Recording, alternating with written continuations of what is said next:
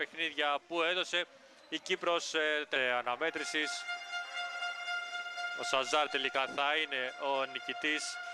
Σουκός τελικά θα βγάλει την μπάλα έξω. Σουτ για 3 για τους Μαλτέζους, εύστοχο και 4-0 της εθνικής μας Σοφρονίου.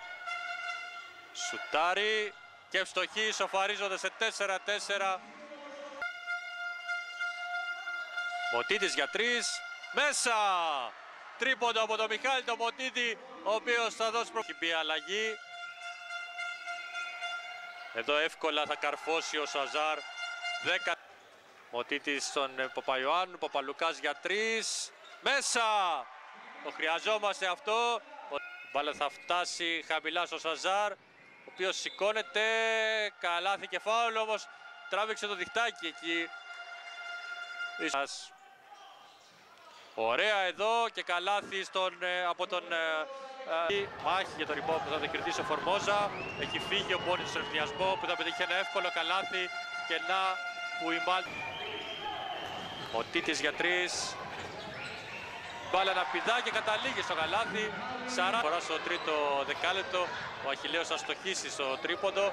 Ο Ηλιάδης όμως θα εκτελέσει 44. Πάσα γρήγορα χαμηλά στο Σαζάρ, ο οποίος θα σκοράρει. 50-53, διαφοροποιεί στους 3. Χαμηλά στο Σοφρονίου, γρήγορα έξω στο Βασιλείου. Βασιλείου θα κάνει το jump shoot από το ύψος ομολό και με το ταμπλό θα δώσει προβάδισμα στην εθνική μας με 58-57. Μπάλα φτάνει στον ξεμαρκάριστο εκεί.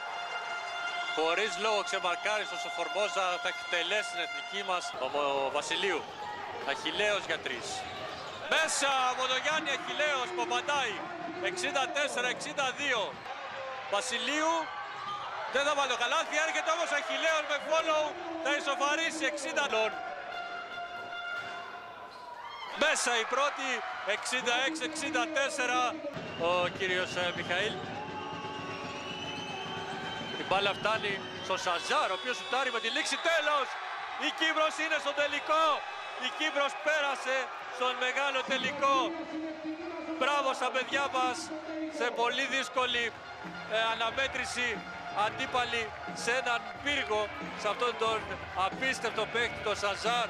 Ο Ιωάννου με ακόμα 11 πόντους, 11 rebound, double-double για τον διεθνή μας, ο οποίος...